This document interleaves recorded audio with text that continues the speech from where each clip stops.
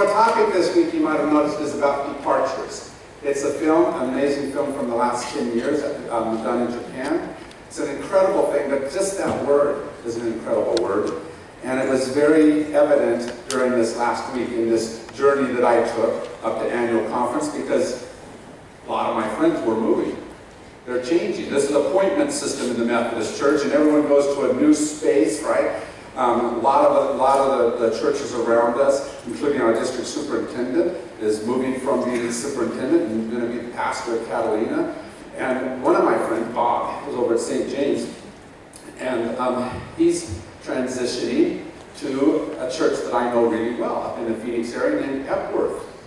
And I sit with Bob all the time, and I had to decide, do I tell him all the secrets? I know them, right? And that's the trouble with transitionings, with departures, is you got to figure out how do you deal in those spaces, because there's no formula that works perfectly. You got to figure out what you say and how you say and how you help and how you hurt the other person who's making that transition. And it's because it's his journey, not my journey.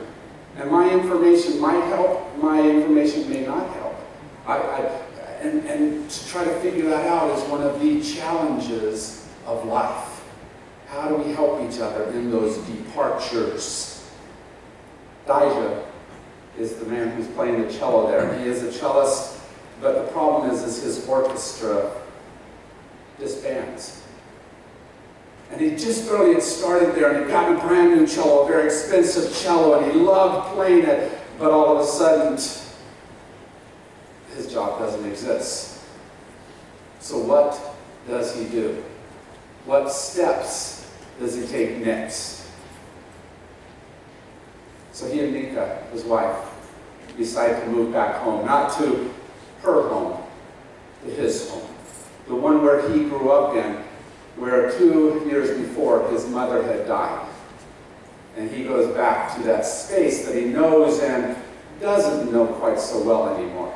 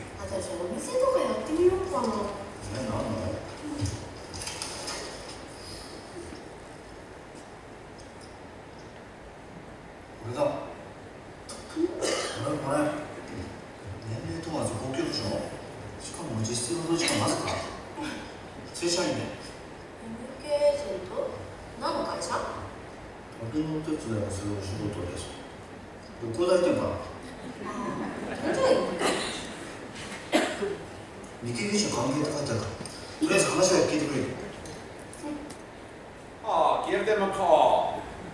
And so he does. And as he speaks to the man who's there, he says, I want to help with these departures, this travel agency you have. And the guy says, departures? Wait a second. That should have said departed.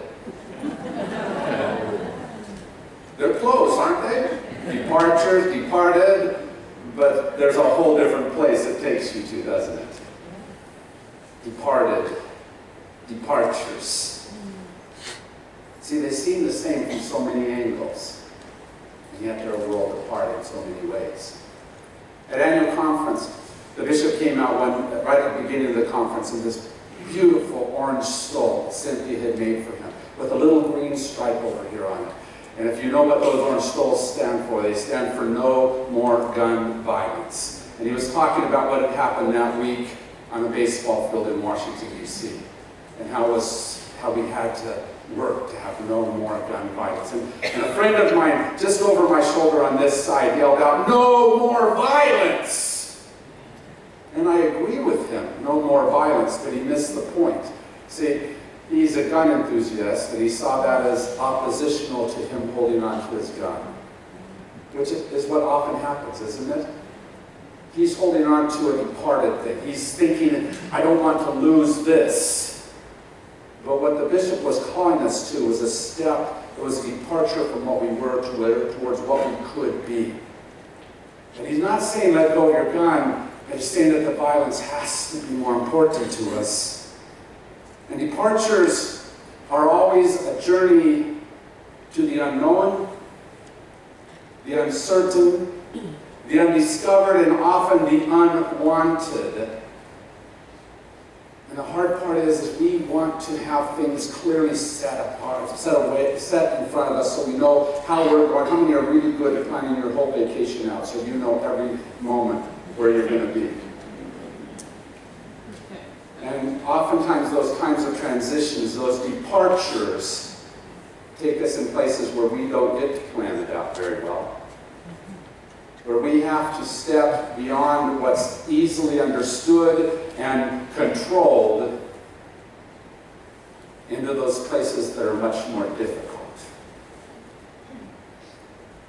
To journey is to love your life enough to change it with only the glimmering hope that you are on the right path. Don't you like that more than just a glimmering hope? A glimmering little thing that tells you, oh, sometimes that's all you get. And you have to move towards whatever that is. Whatever the departure is, we want to hold on over here to that departed. And instead, God calls us on the journey from here to there. 17 years ago, I heard a song for the very first time. It was given to me by a young mother. It's a song by U2.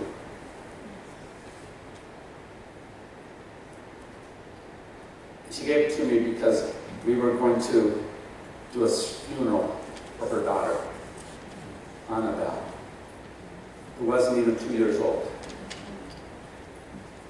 A departure that she didn't want to go on. And this song, which is called Walk On, says that we're packing a suitcase for a place none of us has ever been. A place that has to be seen to be believed. None of us want to go on that kind of journey, do we? But so much of life gives us those kinds of journeys beyond what we understand, beyond where we think we ought to go or where we think the road should take us. It draws us along and asks us to follow. See, for Daiju, it was that he went from that space of expertise where he was blending in with all that wonderful music to a place where he didn't know what he was doing at all.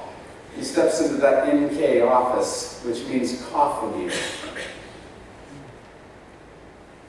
And he begins to learn how to prepare a body to be placed into a coffin. Completely outside of what he knows, what he understands, what he wants to understand. He wants to retreat. He wants to go back to what he knows. But the music is playing differently.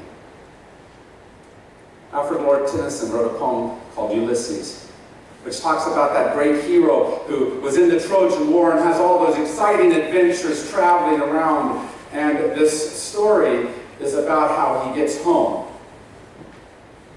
And suddenly a new journey is in front of him. And the interesting thing about this poem is through the years, our view of what it's saying has changed.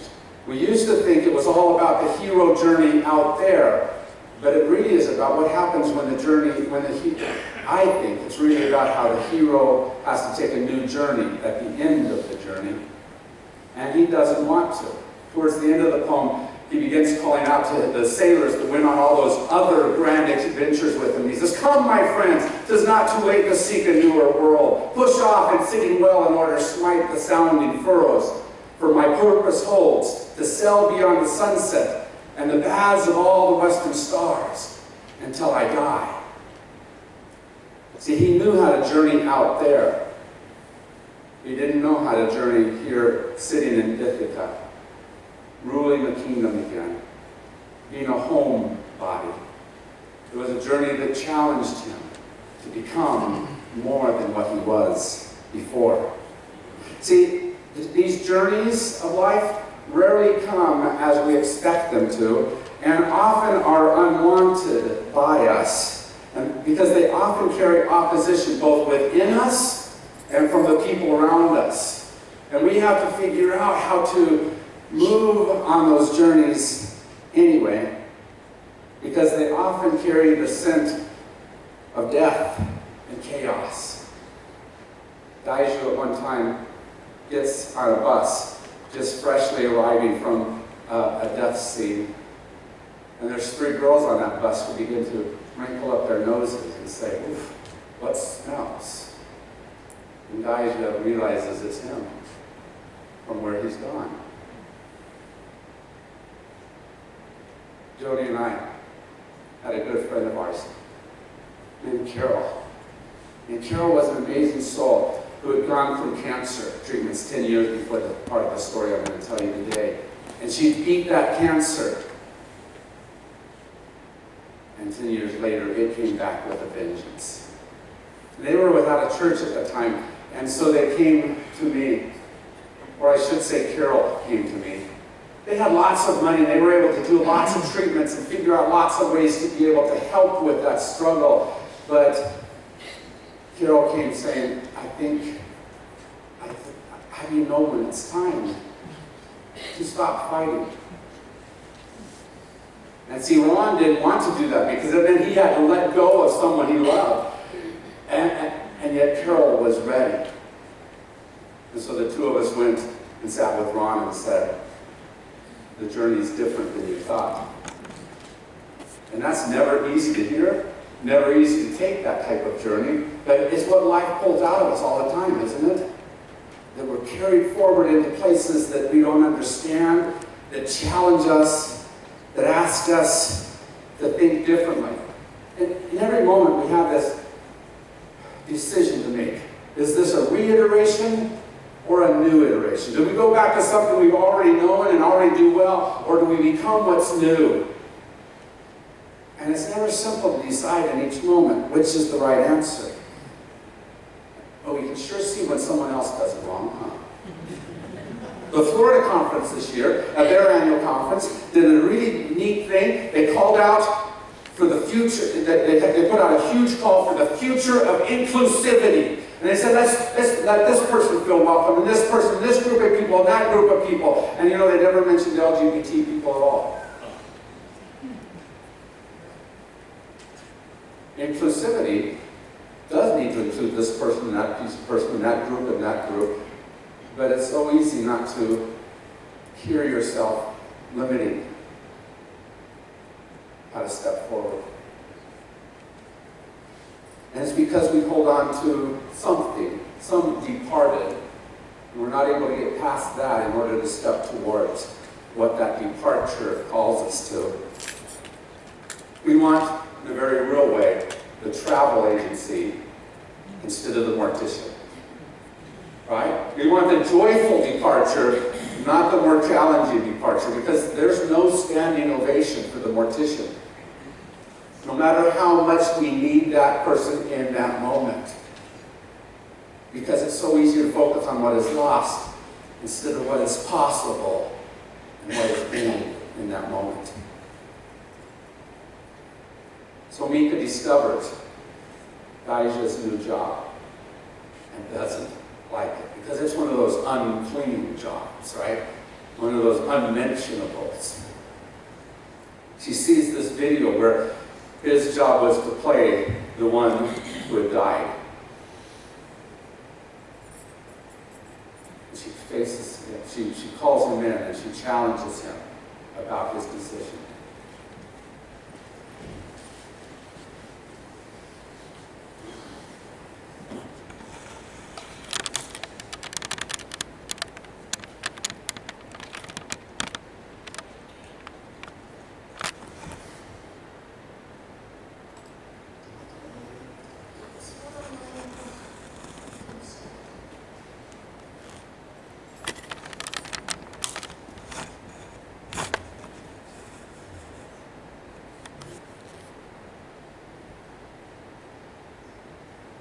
なんで言ってくれなかったの？反対するよ。当たり前でしょ。こんな仕事してるなんて恥ずかしいと思わないの？どうして恥ずかしいの？死んだ人を前に触るの。普通の仕事をしてほしいだけ。普通って何だ？誰でも必ず死ぬだろ。俺だって死ぬし君だって死ぬ。死そのものが普通なんだよ。理屈はいいから今すぐやめて。お願い。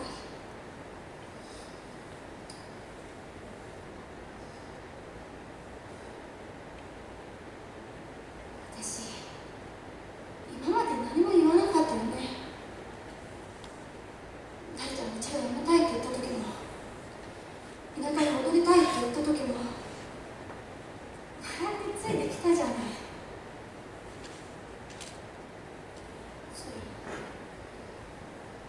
悲しかったね、本当は。でもあなたが好きだから。だから今度だけはお願い。私の言うこと聞いて。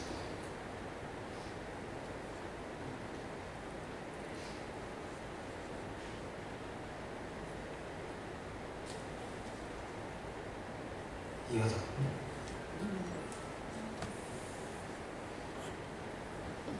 Daija was on a journey where he was rediscovering his music. He was going in a different way. He was finding a new purpose, and Mika wasn't quite there. But isn't that often what it's like? Someone once said that you can't be on the shore and feel the waves of the boat. And that's what happens on these journeys. Is Daija feels the waves carrying him in another way, and Mika isn't quite there. How do we choose relationship in those moments? It's challenging, and it continues to be challenging, but we have to step towards each other in those moments, even when our hearts sometimes call us to push each other away. As you go on some journey that I don't understand, or I take a journey where you're not invited, or my wife goes to China, and those journeys, those departures go by many names, and sometimes they're celebrations, other times they're losses. But our job is to try to figure out how to help each other, even when we don't understand each other on those journeys. In those moments, we need people to be there with us.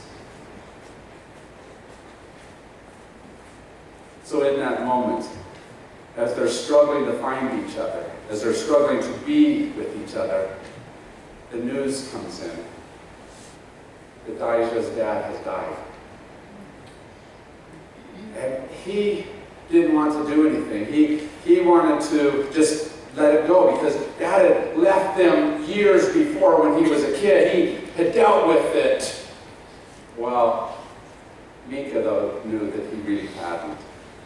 That he carried with him the Han of that moment. Han is an Asian concept that says, what is the pain that gets left behind by our actions? And she continued to see that Han inside of him and encourages him to go. And when he goes there, and the body preparers come in, they're doing a horrible job at it. And he has begun to learn the art and the music of that trade, and he tells them to go away. He'll prepare his dad's body. And the most remarkable thing happens.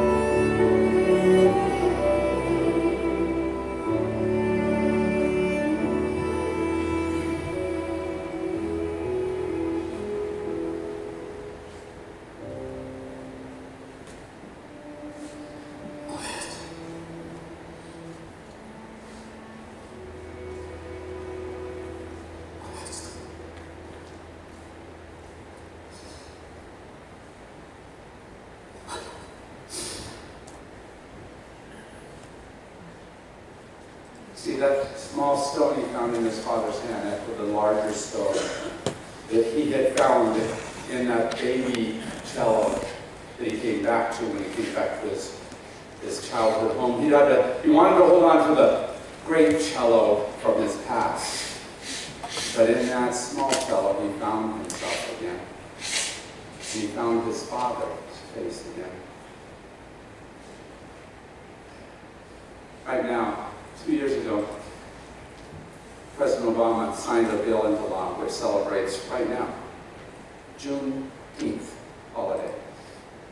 Not heard of that. Juneteenth is the day that we celebrate that the Emancipation Proclamation, which freed slavery, the presidential order that said, treat people this way. It finally got 2 years after the signing of it, got to Texas. And it's an uncertain time, Juneteenth, because those transitions happen on their own time. And we have to remind each other that they're happening. We have to wait for it to happen in each other. And so Wendy told you about that vote, where almost nobody voted in favor of something we shouldn't have had to deal with anyway. But a few years ago, just a few years ago, it would have been a source of much debate. But people have transitioned, have departed from where they were and made the departure to where they're going. They're opening their eyes to what can be. I mean, even the Baptists voted to be against the alt-right. We're transitioning. We're departing to something that God is drawing us towards. We're making the journey as hard as what it is. I'd like to tell you two stories again. One personal and one more general. At annual conference, my friend Marilyn came to me and talked to me about a letter she received.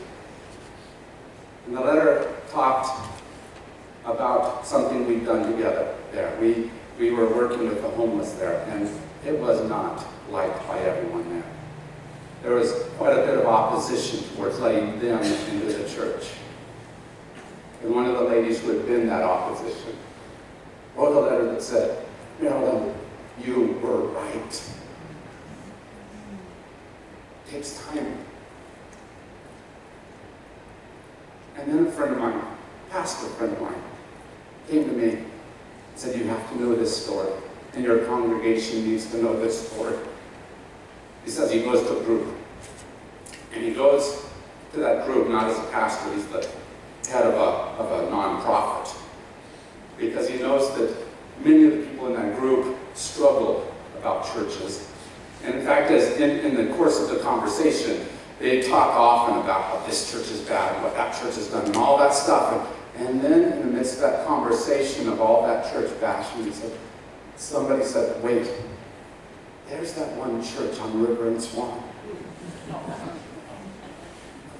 Be people of transitions, of departures, and help this world become what God has a vision for it to become. Amen?